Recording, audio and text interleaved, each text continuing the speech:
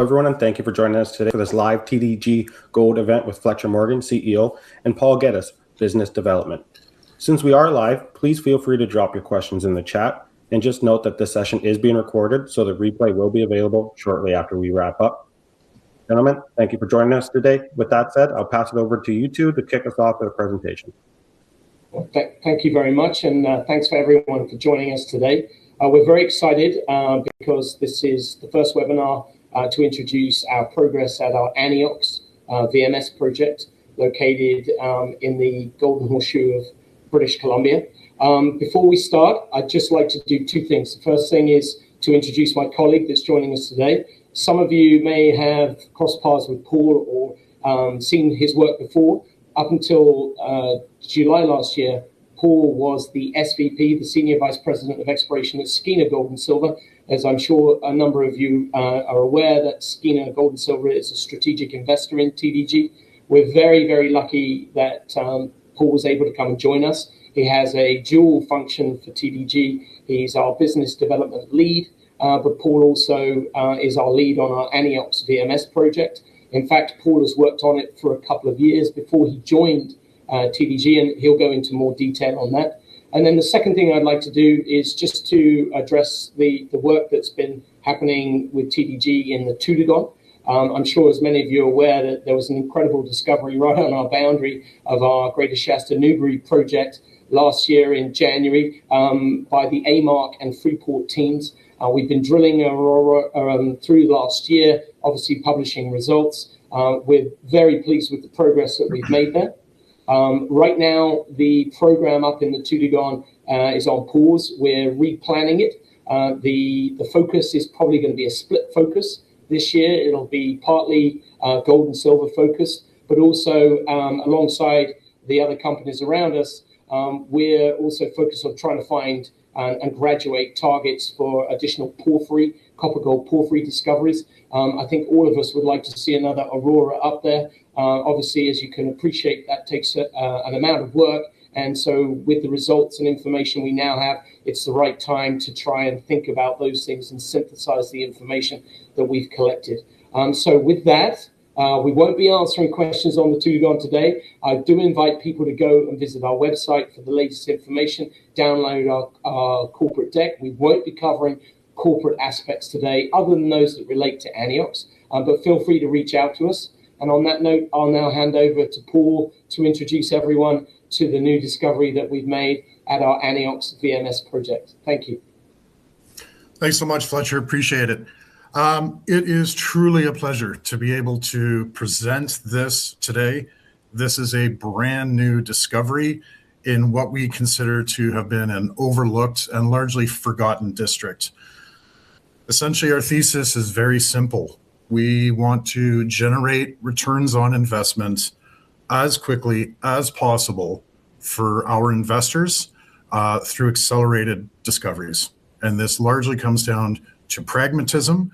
And the second thing is avoiding the doldrums in the first portion of the Lassonde curve.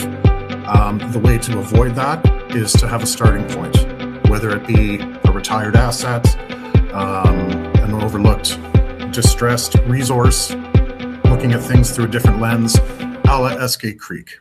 Same thing if somebody happens to discover a deposit on your property boundary. Guess what? They saved you considerable time and capital. Same thing here. A forgotten mine, circa 1935, in a forgotten district. So again, we're a platform. I explained to you our thesis. What it comes down to is capital efficiencies, organic growth, and an accelerated delivery on timelines, saying what we're going to do and delivering on them. I personally am a very impatient investor. I want a return and I want it yesterday. So I basically try and portray that and push that forward to our investors. And our watchwords, new mines are discovered quickly in the shadows of headframes. That's exactly the case at Anyox, and it was a great story up until it was, and it is. So again, as Fletcher had mentioned, we're unfortunately not going to discuss GSN today. We really want to focus on Anyox. Anyox, by the way, is a Nisga'a word that means hidden. I think that's really appropriate. The Nishka are the people that we work with in the territory, and there's already been a relationship developed with them, courtesy of the relationship through our sort of big sister, which would be Skeena, again, who has an 11% interest in the company. The Anyox Project, off to the lower left, highlighting with my cursor, is boasting something that most projects don't actually have, and that is deep water port access. That is how it was originally found. That is how it was accessed historically, and we're very proximal to existing infrastructure. As an example, road networks, power is just a hop, skip, and a jump away, potentially even closer if something gets advanced by our local third-party partners, as well as, you know, we can take a helicopter flight from Terrace to site and be there in 45 minutes. Great place to work.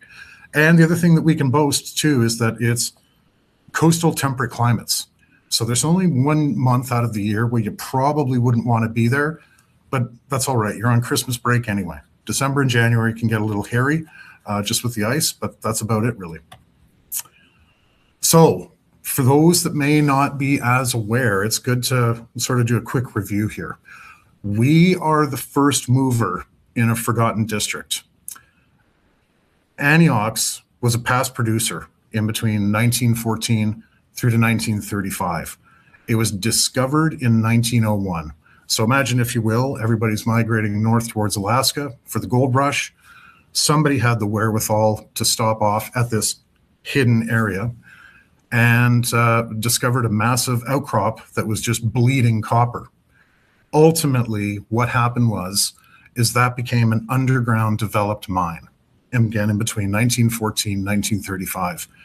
If you were to look at a map of British Columbia circa 1918, you would only see 4 major points on the map. Victoria, which would have been the capital, Vancouver, obviously, Prince George up in the northeast corner because it was a centralized hub, it was a crossroads, and if you can believe it, Anyox. Anyox was the crown jewel in the British Empire for blister copper production at the time. And again, remarkably, no one knows about it. Even in the background, you can see in this image, town ultimately came up to 5,000 people. Now, the historical production ceased in 1936. The mine went into receivership. It got taken out by Cominco. Why? It is not because they ran out of ore. It is because of the commodity prices and the Great Depression. So essentially, you had a town of 5,000 people exiting stage left literally overnight and has been forgotten ever since. Cominco ultimately then became Tech Cominco and now Tech, performed piecemeal programs throughout it. Keep in mind with Cominco, that deposit, that area was competing for exploration dollars amongst all other properties in Western Canada, things such as the Sullivan Mine. So again, with an opportunity like this, as we said, getting back to our thesis, you have a starting point. You have an old mine that's never been tested below 300 meters. So if you follow Firefly or Foran or any other exploration development company that works in VMS territory, you'll know that these things possess a cyclicity, they cluster, they repeat, they essentially go to the ends of the earth. They're very large systems, okay? Now, on the right-hand side of the sheet, we're going to take a look at Bousquet-Laurent. That had 47 years of work done to it. That's how long it's been producing. Keep in mind, though, it started with something small, and that something small is that little blob that you see up in the right-hand corner. But then you give it time, you give it exploration dollars, and obviously it becomes very, very large. A lot of these deposits are still open at depth, and they're still finding more bodies. One of the things that we bring to the table, and that is commonly used in exploration for massive sulfides, VMS deposits, is electromagnetics. Now, I don't have to get into the guts of it, but electromagnetics are basically a geophysical technique that is extremely reliable in finding the needles in the haystack. So we're going to go into long sections again, just for comparison's sake. On the left-hand side of the page, that's Anyox. Again, drilled down to 300 meters max, developed to 300 meters max, and geophysically surveyed down to perhaps 200 to 300 max. McIlvenna Bay was a singular drill hole that was performed by Cameco in 1983. They intersected copper. Cameco was looking for uranium. They were testing an electromagnetic conductor. It sat there until it got developed. Look at where Foran is today. The Tesla zone is still wide open. Kidd Creek, similar fascinating story. 1960 to present. That was, again, one drill hole. It was a geophysical technique. If anything, what's hilarious is that airborne EM, electromagnetic systems, were surveyed over Kidd Creek as a calibration area until somebody had the wherewithal to actually drill a hole. Kidd Creek is reported to actually shut down next year. It keeps going. Like, the mineralization will continue running beyond 4 kilometers, but they just cannot haul it up at a profit anymore. And if you can't haul it up at a profit, it's not ore. Now, Paul, where are you going with all this? On the left-hand side of the page, we're just going to look at a simulated bousquet. There's a little blue area at surface. It's basically representing depth penetration of investigation. So again, 300 meters investigation from the mine, 300 meters depth of maximum drilling in the general area. Keep in mind, it's a 13-kilometer long trend. We're just going to look at a very small portion of it. The geophysics only seeing down 200 to 300 meters. So if there was a body, you would never see it. However, what we did this year, this summer in fact, was we flew the entire area using a new geophysical technique. Again, don't want to get into it, but it was electromagnetics, and it could see down to 800 meters. It did, in fact, see down to 800 meters, and it generated an anomaly. We now saw, or what we believe to be seeing, is the tip of an iceberg. So that's why I say it's a story until it's actually proven. Let's take it another long section. This is the actual discovery of the zone that we're calling the 4300. The surface at the top of the page, there's the actual workings of the entire Hidden Creek mine, which was only developed to minus 300 meters vertical depth. We had a huge anomaly that was sitting down here in this general area from the airborne survey that we had performed. Unfortunately, the resolution of that anomaly wasn't good enough that we could go in and instantly drill it with any certainty, I guess is the best way to say it. So what we elected to do was take a few of the 2024 drill holes and extend them. Now, the purpose of extending them below 300 meters was to investigate the geological contact, the framework, basically reach out and touch someone for the very first time in the entire history of this project. And the second reasoning is, in the event that we didn't hit mineralization in these extensions, we would be able to survey basically the same electromagnetic technique with a probe and light up the area. That is exactly what happened. And to be honest with you, we got even luckier. We extended a hole from 2024, number 03. Went down. Serendipitously, we also intersected massive sulfide. Massive sulfide being the ingredients of what you see up at the mine and every other style of VMS deposits. It had the zinc, it had the copper, so basically 1.1% equivalent over about 5 meters. That's great, that's a great sign, but what got better is that after we drilled it, we probed it, and we ended up getting a plate anomaly. Basically, what is a plate represents a 3D geometrical interpretation of the EM signal or the anomaly. So it gives you a rough idea of the dip, the strike, but not the thickness. And it does tell you the conductance. How conductive is this anomaly? How metallic is the stuff that's sitting in the ground around this anomaly? So again, it was considered what we call an off-hole anomaly because we clipped it. Okay, the plates, which you see 2 of them here, are basically double responses from this area. And it was a situation whereby you could not pause in your drilling. When you get something like that in a VMS environment that's further corroborated by actual massive sulfides in the drill hole itself, yeah, you'd be a fool to turn a gift horse in the mouth. Yeah, you know what I'm saying. So we stepped out 80 meters from the original hole. We pierced into the plate, as you can see here, and we ended up with 2.1% copper equivalent over 25 meters, 100% massive sulfides. You can see there's significant byproduct credits that are associated with this. And we also drilled another hole, another step out, 80 meters. So grand total, we've traced this over a 140 meter strike length. And assays are pending on that second hole. So if you're looking for a catalyst moving forward in the short term, we have additional assays coming out of another drill hole in this plate. Keep in mind, this announcement, which was put out on Monday, is literally hot off the press. We only drilled this two and a half weeks ago. Put the analyses on Rush, managed to get it out on Monday, and really happy about it. So the steps going forward now, what we'll be doing is probing these holes. We're going to try and refine these plate anomalies, okay? See how much larger they get, see which direction they go. And then once that's complete, we're going to take a short hiatus. We need to do a resupply up at site. We also have to do the interpretation of the new plate models. And then once that's been firmed up, probably either wedge off of these existing drill holes, or depending on the size of the plate anomalies, we'll be able to drill a platform hole from which we can wedge all around. Now, that's 1,000 meters down. Paul, that's pretty damn deep. The grades are good, you know, that's going to work down there, but that's expensive drilling.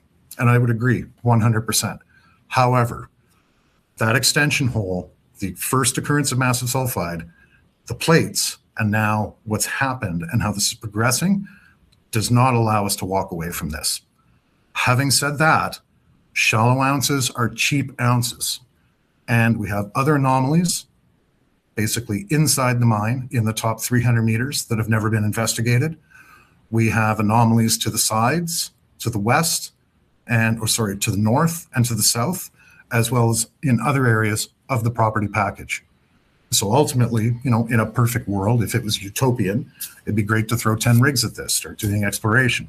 However, with 16 million in the treasury, we're fully funded to do the next phase of this program, and we'll move forward from there. It's basically results driven. If we want to put this into perspective, this is a plan view now of the entire mine. So the mine is sitting over here in gray. Here's our plate anomalies. Here's our drill holes that came through. And we'll look at a section here in a second. There's the actual discovery hole, which hit the 5 meters of massive sulfides. It was a vertical hole.